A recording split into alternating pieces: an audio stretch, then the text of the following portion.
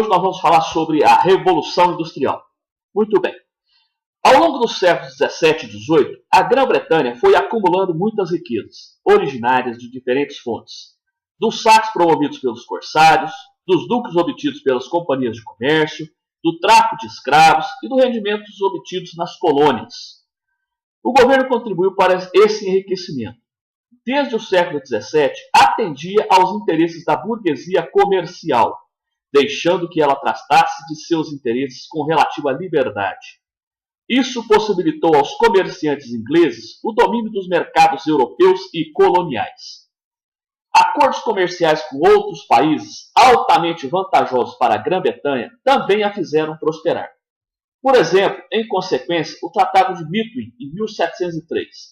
Portugal passou a cobrar impostos muito baixos sobre os produtos britânicos, barateando-os, o que causou aumento do seu consumo em Portugal e nas colônias portuguesas.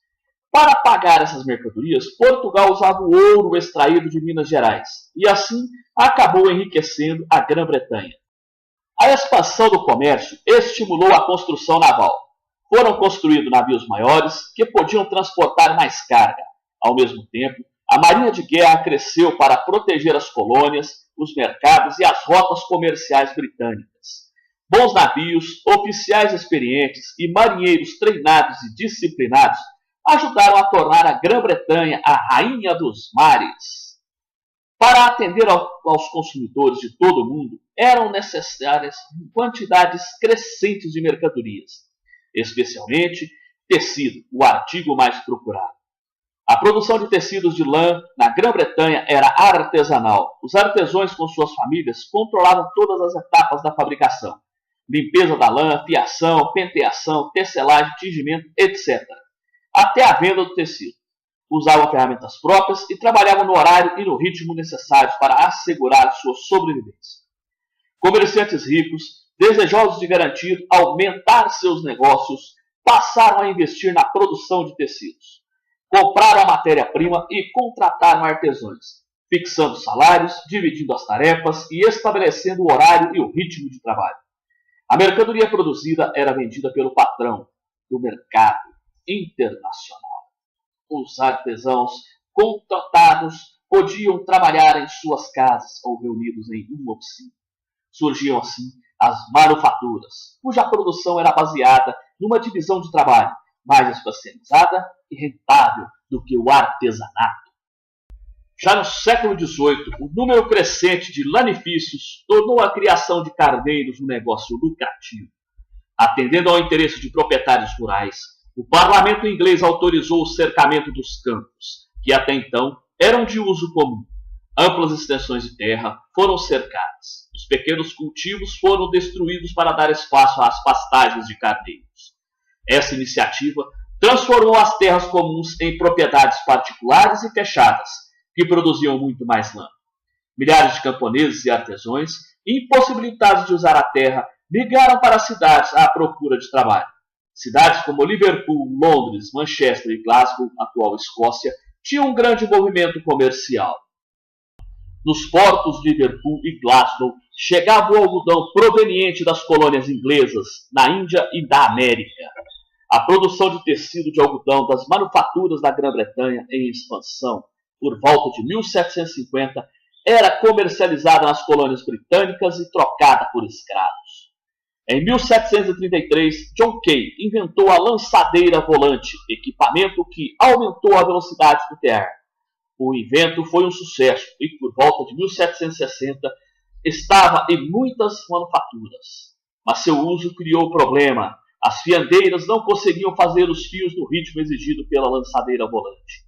Em 1767, o carpinteiro James Hargreaves inventou o Spin Jenny, roda de fiar, manual que produzia 8 fios ao mesmo tempo. Isso causou excesso de produção de fios. O problema foi resolvido com o tear mecânico, inventado por Edmund Catherine, em 1785. Por essa época, o engenheiro escocês James Watt aperfeiçoou o equipamento a vapor, criando o início do século para bombear o fundo das minas de carvão. Seu trabalho resultou em 1769 em uma máquina de vapor eficiente e versátil. Para aquecer a água e produzir o vapor que movia a máquina, era utilizado carvão. Energia a vapor, carvão e ferro revolucionaram a economia. Os produtos, até então manufaturados, passaram a ser realizados por máquinas. Essa mecanização começou com a tecelagem de algodão, a adaptação do motor a vapor às máquinas para tecer e fiar na década de 1780 provocou um enorme crescimento da fabricação de tecidos. Isso exigiu mais matéria-prima, que levou à invenção do descaroçador mecânico, que acelerava a limpeza do algodão. Com esse equipamento e os avanços técnicos, iniciava-se a Revolução Industrial. A Grã-Bretanha era a primeira e, por algum tempo, a única nação industrializada do mundo.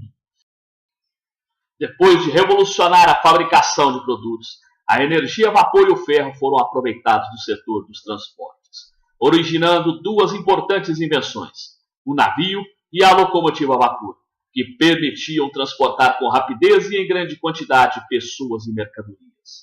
A mecanização dos transportes encurtou distâncias, barateou custos dos produtos e teve grande importância para o desenvolvimento das indústrias e da economia. No século XVIII, poucos homens de negócio possuíam capital para construir fábricas, comprar máquinas, contratar trabalhadores e adquirir matéria-prima. Os que possuíam esse capital, os chamados capitalistas, lucraram muito com a produção industrial. Nascia assim um novo sistema econômico, chamado capitalismo industrial, que se baseia no trabalho assalariado e na livre concorrência. Nele, os meios de produção pertencem ao capitalista. Em comparação com o trabalho humano, as máquinas eram muito vantajosas, produziam mais com maior rapidez, sempre no mesmo ritmo e intensidade. O trabalhador se tornou-se operário, não era dono das ferramentas, executava uma tarefa repetitiva e, pelo esforço físico despendido, recebia um salário sempre muito baixo.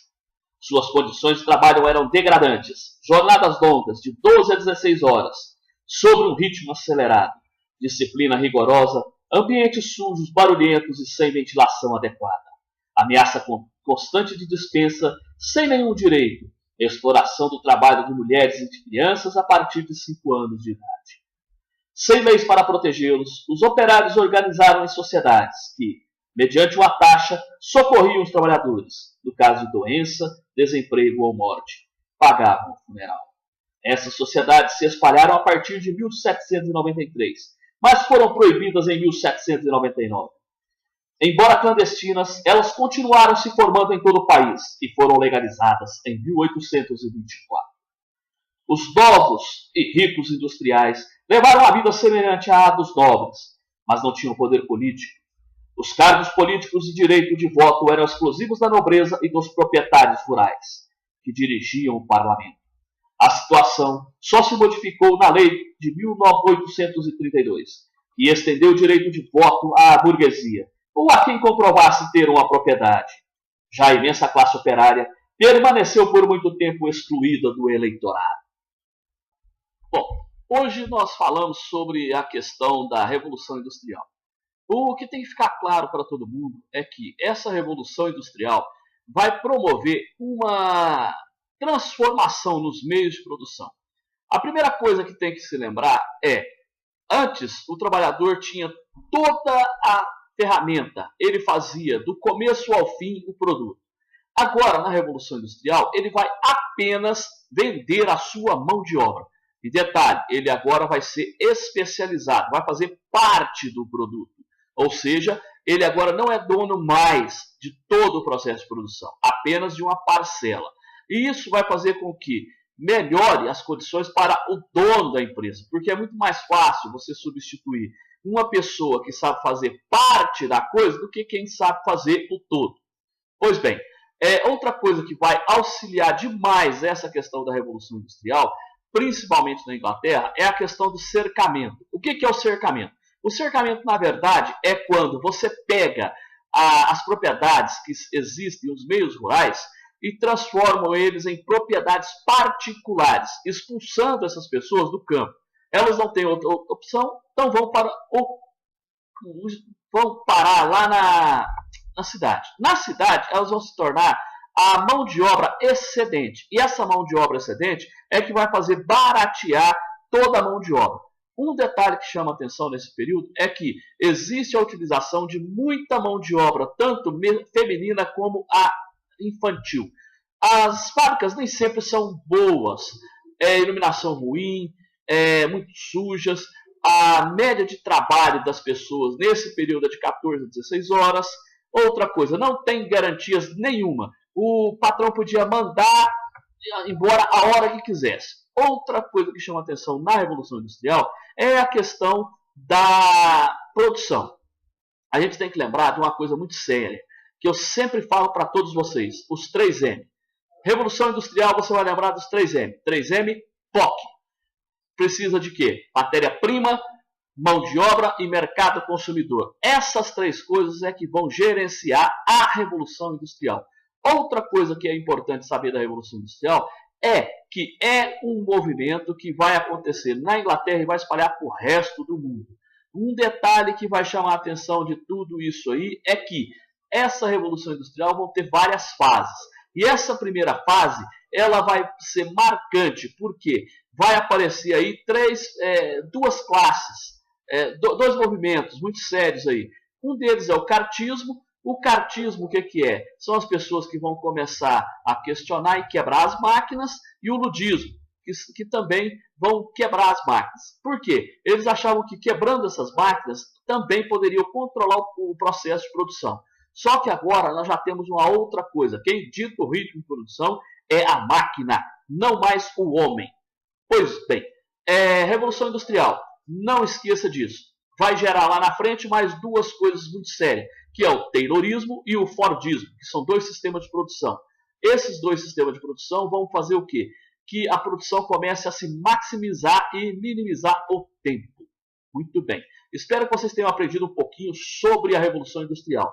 Teremos mais algumas aulas sobre essa questão, porque é muito importante e realmente ela é cobrada em muitos vestibulares e Enems da vida. Por enquanto a gente fica por aqui. Um abraço a todos.